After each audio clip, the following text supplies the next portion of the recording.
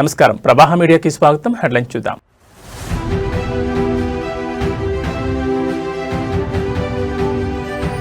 నేటి నుంచి 2 రోజుల పాటు మలేషియాలో ప్రధాని మోడీ టూర్. మలేషియా ప్రధాని అన్వర్తో మోడీ భేటీ.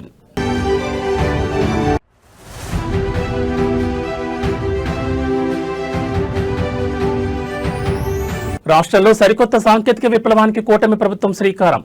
నేడే క్వాంటం వ్యాలీకి శంకుస్థాపన.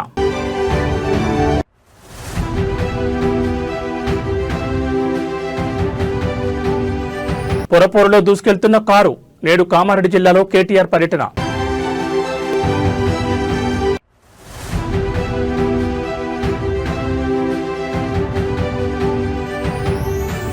బెయిల్పై ఉన్న జోగి రమేష్ కు మరో షాక్. జగన్ పర్యటన సందర్భంగా న్యూసెన్స్ క్రియేట్ చేశారంటూ కేసు.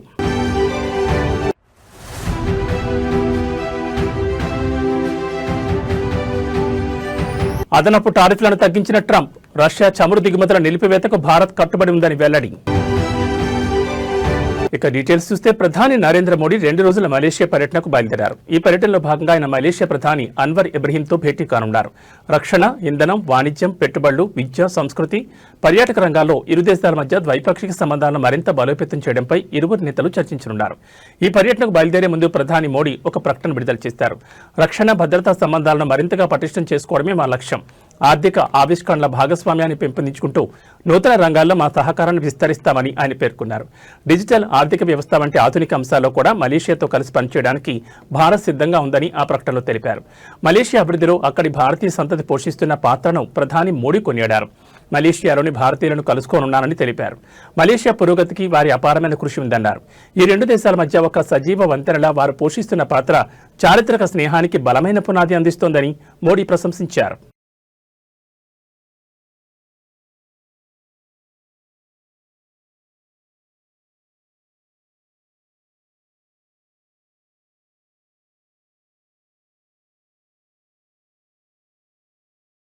రాష్ట్రంలో సరికొత్త సాంకేతిక విప్లవానికి కూటమి ప్రభుత్వం శ్రీకారం చుట్టింది. అమరావతిలో నిర్మించి తలపెట్టిన క్వాంటం వ్యాలీకి సీఎం చంద్రబాబు, కేంద్ర మంత్రి జితేందర్ సింగ్తో కలిసి నేడు శంకుస్థాపన చేయనున్నారు. తుళ్లూరు మండలం ఉద్దండరాయనిపాలెంలో ఈ వేడుక జరగనుంది. క్వాంటం టెక్నాలజీలో ఏపీని అగ్రగామిగా నిలపాలన్న లక్ష్యంతోనే దీని రూపకల్పన జరుగుతోంది. దేశంలో క్వాంటం విప్లవానికి నాయకత్వం వహించే దిశగా రాష్ట్రం అడుగులు వేస్తోంది. ఈ క్వాంటం వ్యాలీ కోసం ప్రభుత్వం 50 ఎకరాలు కేటాయించింది. దేశంలో మొదటి 133 క్యూబిక్ క్వాంటం కంప్యూటర్ అమరావతికి రానుండగా ఈ క్వాంటం వ్యాలీలో ఐబీఎం, టీసీఎస్, ఎల్ఎన్టీ కీలక పాత్ర వహించనున్నాయి. Quantum computing, quantum communications, quantum sensor, artificial intelligence రంగాల్లో పరిశోధన జరగనున్నాయి. అలాగే cyber security, defence, health care, finance వంటి రంగాల్లోనూ రీసెర్చ్లు చేయనున్నారు. ఈ ఏడాది ఆగస్టు నాటికి క్వాంటం వ్యాలీ భవనాన్ని సిద్ధం చేసేలా ఏపీ ప్రభుత్వం ప్రణాళికలు రూపొందిస్తోంది. డిసెంబర్ నాటికి అమరావతిలో క్వాంటం కంప్యూటర్ ఏర్పాటు చేయాలని భావిస్తోంది. ఈ సందర్భంగా సీఎం చంద్రబాబు నాయుడు నేడు రాష్ట్ర చరిత్రలో మరిచిపోలేని రోజుగా మిగులుతుందని సోషల్ మీడియా వేదికగా తెలిపారు. 1990లలో భారత్ను ఐటీ మ్యాప్పై నిలిపిన ప్రయాణమే నేడు క్వాంటం మ్యాప్పై భారత్ను అగ్రస్థానంలో నిలిపే దశకు చేరుకుందని పేర్కొన్నారు. నేడు నూతన ప్రయాణానికి అమరావతి కేంద్ర బిందువుగా మారనుందని, రాష్ట్ర చరిత్ర మారే రోజుగా గుర్తుండిపోతుందని తెలిపారు.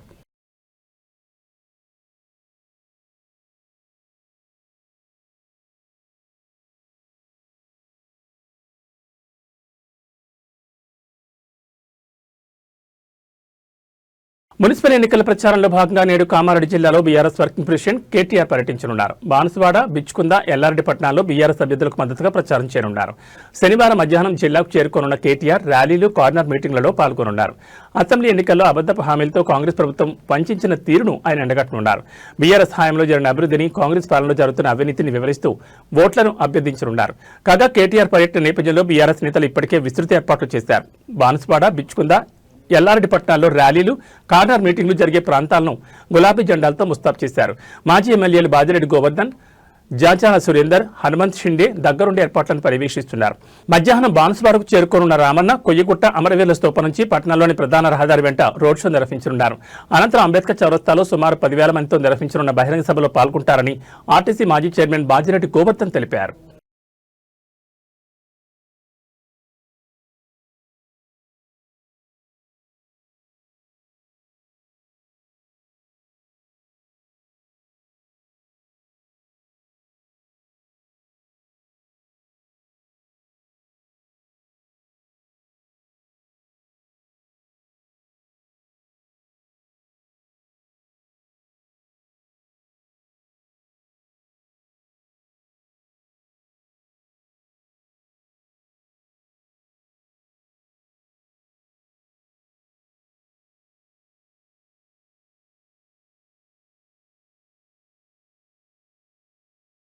వైసీపీ కీలక నేత మాజీ మంత్రి జోగి రమేష్ పై నాన్ బెయిలబుల్ కేసు నమోదైంది. ఎన్టీఆర్ జిల్లాలోని Ibrahimpatnam police station SI Ravivarma ఫిర్యాదు మేరకు ఈ కేసు నమోదు చేశారు. మాజీ సీఎం వైసీపీ అధినేత వైఎస్ జగన్మోహన్ రెడ్డి ఇటీవల ఇబ్రహీంపట్నంలో పర్యటించిన సందర్భంగా జోగి రమేష్ ఆధ్వర్యంలో వైసీపీ నేతలు బైక్ ర్యాలీ, భారీ జనసమీకరణ చేపట్టారు. ఈ కార్యక్రమాల వల్ల పబ్లిక్ న్యూసెన్స్ కారణమయ్యారని, పోలీసుల విధులకు ఆటంకం కలిగించారని ఫిర్యాదులో పేర్కొన్నారు. జనసమీకరణ చేయొద్దని అంతకుముందే జోగి రమేష్ కు పోలీసులు నోటీసులు జారీ చేశారు. అయినప్పటికీ పోలీసుల సూచనలను బేఖాతరు చేస్తూ మాజీ మంత్రి వ్యవహరించారని ఎస్ఐ రవివర్మ ఫిర్యాదులో పేర్కొన్నారు. ఈ క్రమంలోని జోగి రమేష్ పై bike rally, public nuisance, police విధులకు ఆటంకం తీసుకురావడం వంటి ఆరోపణలపై నాన్ బెయిలబుల్ కేసు నమోదు చేశారు పోలీసులు.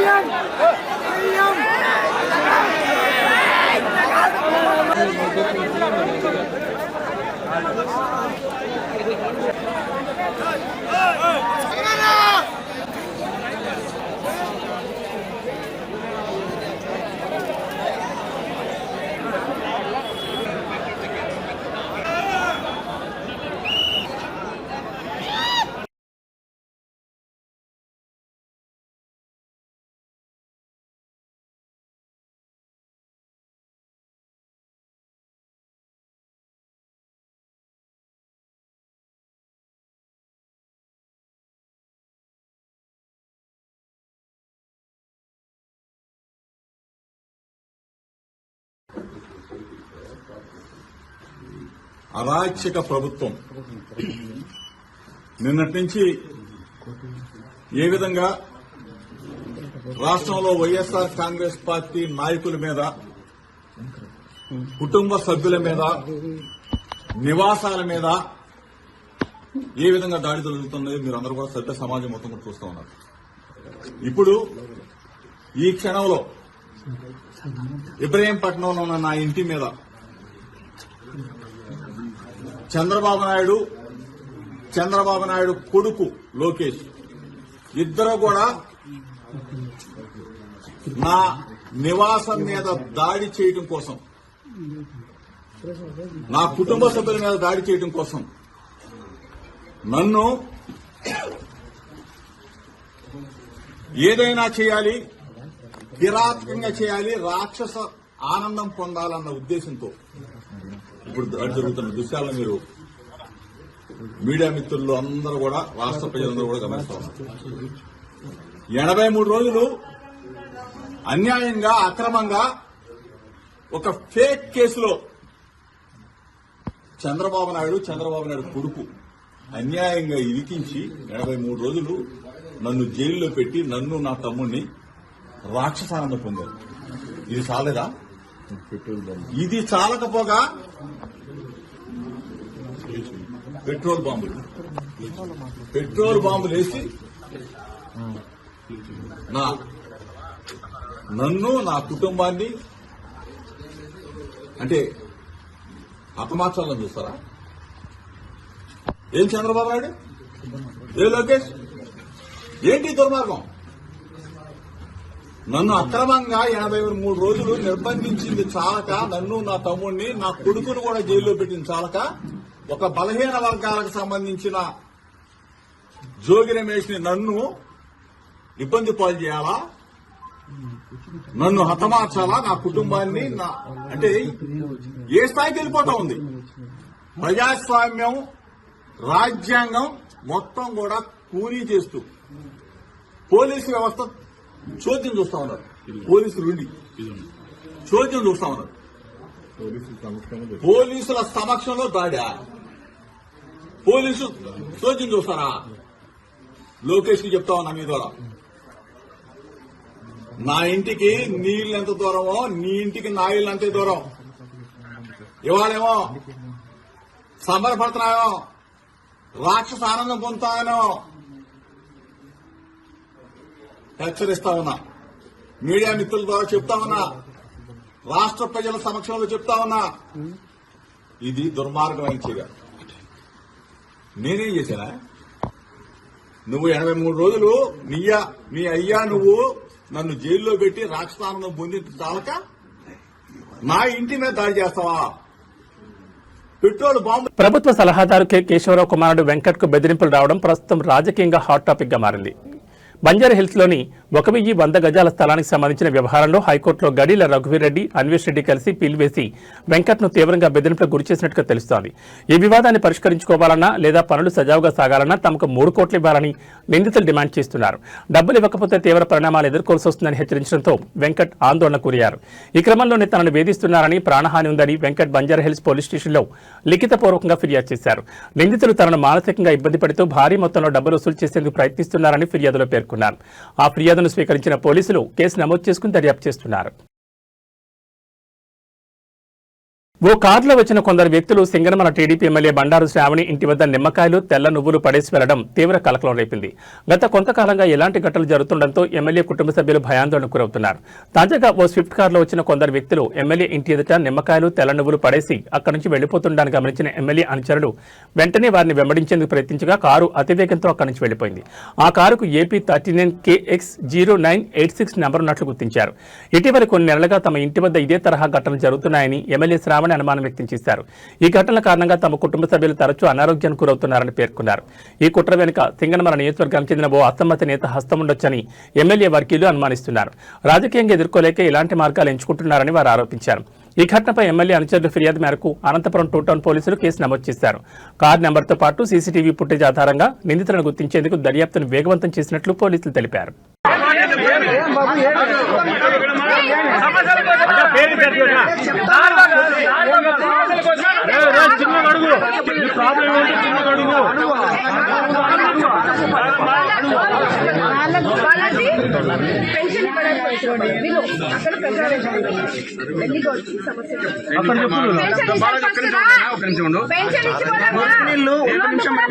మాట్లాడదాము ఓకేనా? ఒక 50-60 ఇండ్ల నుంచి మా ఇంటి దగ్గర అంటే పొలంలోకి మురికి నీళ్ళు వెళ్తున్నాయి. ఆ సమస్య ఎవ్వరు పట్టించుకోవట్లేదు. ఒకసారి మీరు వచ్చి చూడండి. ఫార్మసిస్ట్ కదా, నీ ఊర్లో అన్ని జరిగినాయి. నీకున్న లోకల్ సమస్య వల్ల పని చేయట్లేదు. నేను అధికారుల్ని ఇప్పుడు అందుకే పిలిచినాను. మీరు అక్కడ రండి. మీ ఊరు సమస్య మీకు తెలియదు కాదు. చేయడానికి లోపల రానిట్లేదు. ఒకటే ఈ రోజు ఈ వ్యాపారికి రావడానికి కారణం ముఖ్యంగా ఈ ఊర్లో సమస్య ఉందని తెలిసినా కూడా సమస్య ఉన్న గ్రామానికి వెళ్ళి సమస్యలు తీర్చాలని ఆలోచన బాగుంది.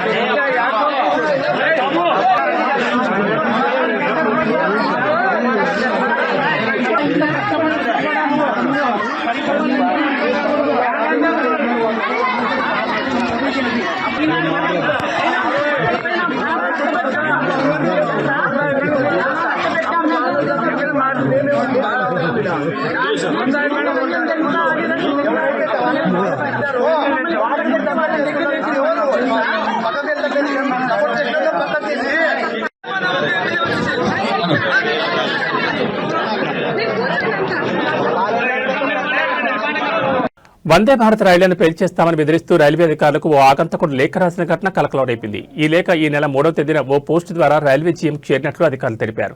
ఈ లేఖలో హైదరాబాద్ లో ఉంటున్న 4 జిహాదీ బృందం వందే భారత్ రైళ్లను లక్ష్యంగా చేసుకుని దాడులకు పథకం వేస్తారంటూ ఆగంతకుడు ఆ లేఖలో పేర్కొన్నాడు. వందే భారత్ వెళ్లే లైన్లలో బాంబులు పెట్టి 250 మందిని చంపేందుకు పథకం వేస్తారంటూ లేఖలో ప్రస్తావించాడు. రైల్వే మార్గాల్లో ప్రమాదకర చర్యలకు సిద్దమయ్యారనే ఆరోపణలను లేఖలో ప్రస్తావించారు. అలాగే 4 వ్యక్తుల పేర్లను కూడా లేఖలో పేర్కొన్నట్లు సమాచారం. ఈ లేఖ వెంటనే రైల్వే పోలీసులు అప్రమత్తమయ్యారు. భద్రతా దృష్ట్యా వందే భారత్ రైల్వే ప్రాంగణాల్లో ప్రత్యేక తనిఖీలు చేపట్టారు. ప్రయాణికుల భద్రతకు ఎలాంటి ఇబ్బంది కలగకుండా అన్ని జాగ్రత్తలు తీసుకుంటున్నట్లు అధికారులు తెలిపారు. ఈ ఘటనపై పోలీసులు కేసు నమోదు చేసి విచారణ ప్రారంభించారు. ప్రస్తుతం పరిస్థితి పూర్తిగా నియంత్రణలో ఉందని, ప్రజలు ఆందోళన చెందాల్సిన అవసరం లేదని రైల్వే అధికారులు స్పష్టం చేశారు.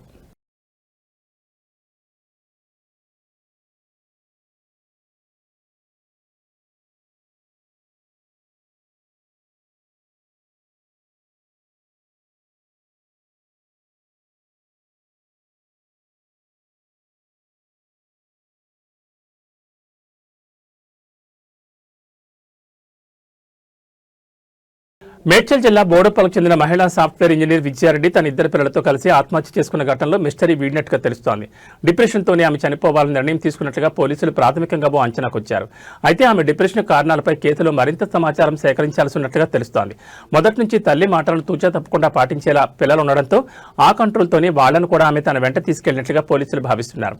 తల్లి ఏం చెప్తే చేసేందుకు సిద్ధమై విజయారెడ్డితో కలిసి పిల్లలు కూడా జనవరి 30న రాత్రి హైదరాబాద్ గట్కేసర్ మార్గంలో చెర్లపల్లి వద్ద రైలు కింద పడి ఆత్మహత్యకు పాల్పడినట్లుగా ప్రాథమికంగా నిర్ధారణకు వచ్చారు. ఇక విజయారెడ్డి 2వ ఫోన్ వాడారనే ప్రచారంలో ఏమాత్రం నిజం లేదని పోలీసులు వెల్లడించారు. అదేవిధంగా చనిపోవడానికి వారం రోజుల ముందు కాల్ డేటాపై కూడా సమగ్రంగా విచారణ చేపట్టామని తెలిపారు. కేసులో ఆమె పనిచేసే ఆఫీసులో 16 మందితో పాటు బంధువులను విచారించగా ఎలాంటి అనుమానాస్పద లీడ్ దొరకలేదని పోలీసులు స్పష్టం చేశారు.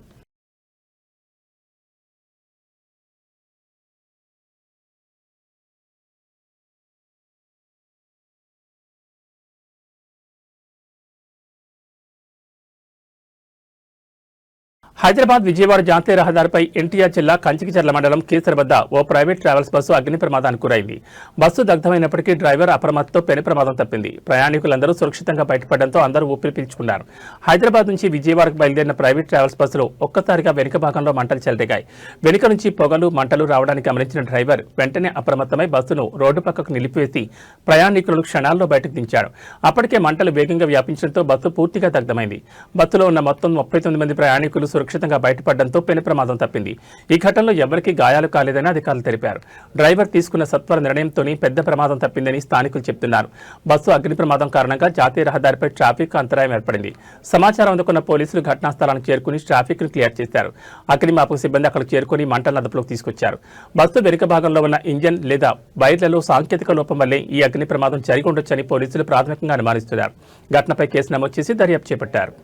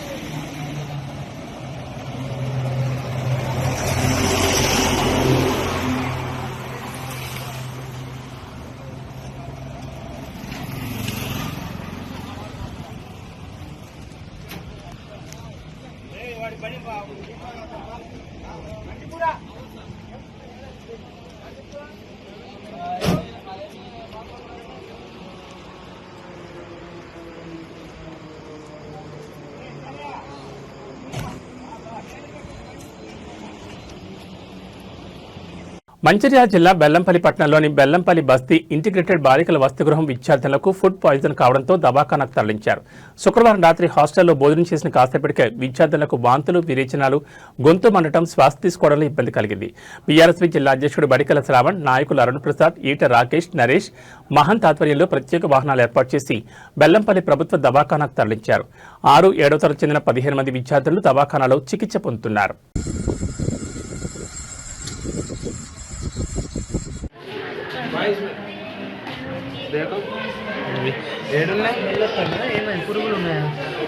పురుగులు లైట్ పెట్టరా బాబు, అరే మంచిగా పెట్టరా. ఇంకో ఇది పురుగే బాయ్.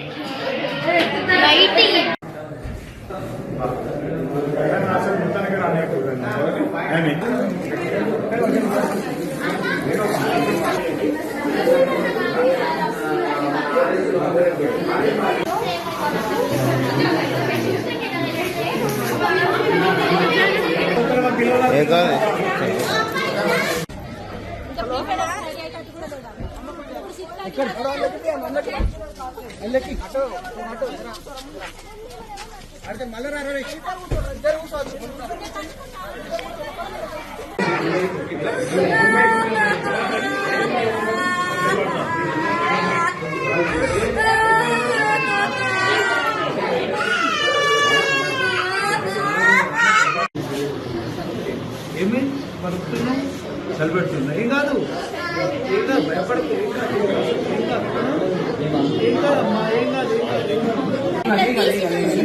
ఇలా తీసి చూస్తే అందులో 5-6 పురుగులేదు. అయితే ఇక అందరూ తీసి చూసేసరికి అందరికీ ఇది మాది అబద్ధం అంటారని మేము తినకుండానే బాక్స్ పెట్టి వచ్చాము. అయితే మేడం హాస్పిటల్కి 108 కాల్ చేయండి మేడం అని చెప్తే మేడం పడుతుంది. మహారాష్ట్రలోని గడ్చిరోలి, భమ్రఘట్ తాలూకా పడేవా అటవీ ప్రాంతంలో గురువారం నుంచి భద్రతా బలగాలు, మావోయిస్టుల మధ్య ఎదురుకాల్పులు జరుగుతున్నాయి. ఈ ఎదురుకాల్పుల్లో ఇప్పటి వరకు 7 మావోయిస్టులు మృతి చెందినట్లు అధికారులు ప్రకటించారు. గురువారం 3 మావోయిస్టులు మృతి చెందగా నిన్న మరో 4 హతమయ్యారు. మృతుల్లో గడ్చిరోలి డివిజన్ కమిటీకి చెందిన కీలక నేత ప్రభాకర్ ఉన్నట్లు అధికారులు గుర్తించారు. అతడి స్వస్థలం తెలంగాణలోని కామారెడ్డి కాగా ప్రభాకర్పై 50 లక్షల రివార్డు ఉన్నట్లు పోలీసులు తెలిపారు. ఈ ఎదురుకాల్పులో ఒక పోలీసు అధికారి ప్రాణాలు కోల్పోగా మరో అధికారి తీవ్రంగా గాయపడినట్లు సమాచారం. ఘటనా స్థలం నుంచి ఒక AK-47 రైఫిల్తో పాటు పలు ఆయుధాలను స్వాధీనం చేసుకున్నట్లు పోలీసులు వెల్లడించారు.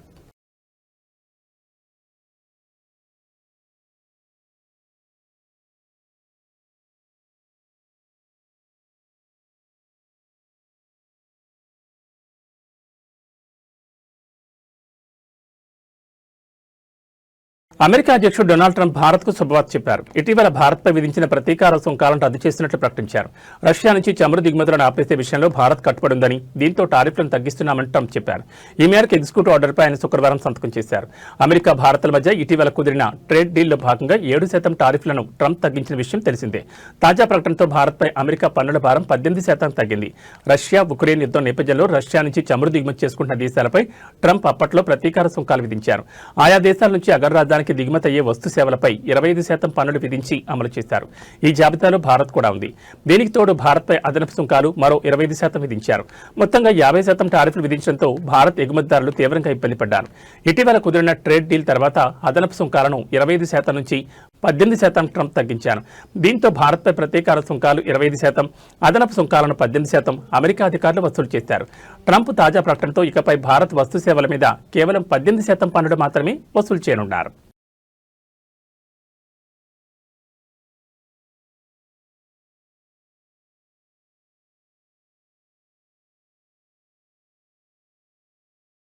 ఇస్లామాబాద్లోని షియా మస్జిద్పై జరిగిన ఘోర ఆత్మహత్యాన్ని నిరసిస్తూ కాశ్మీర్లోని పలు ప్రాంతాల్లో భారీ నిరసనలు జరిగాయి. మైనార్టీలను లక్ష్యంగా చేసుకుని జరుగుతున్న దాడులను అరికట్టడంలో పాకిస్తాన్ విఫలమైందని నిరసనకారులు మండిపడ్డారు.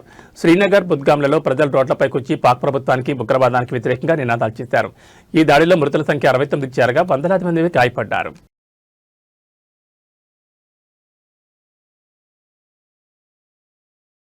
ఇక బులెటిన్ ముగించే ముందు హెడ్లైన్స్ మరోసారి.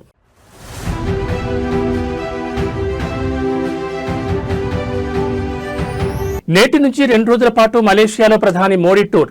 మలేషియా ప్రధాని అన్వర్తో మోడీ భేటీ.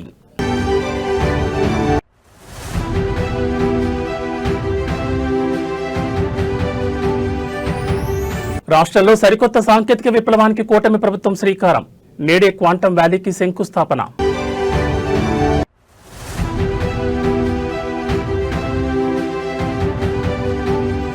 పొరపోరులో దూసుకెళ్తున్న కారు, నేడు కామారెడ్డి జిల్లాలో కేటీఆర్ పర్యటన.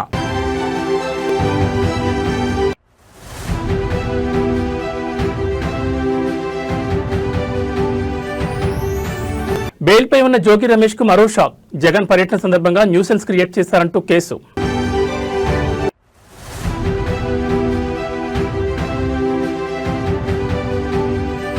అదనపు టారిఫ్లను తగ్గించిన ట్రంప్, రష్యా చమురు దిగుమతుల నిలిపివేతకు భారత్ కట్టుబడి ఉందని వెల్లడి. ఇవి బులెటిన్ విశేషాలు. మరో బులెటిన్లో మళ్ళీ కలుసుకుందాం. నమస్కారం.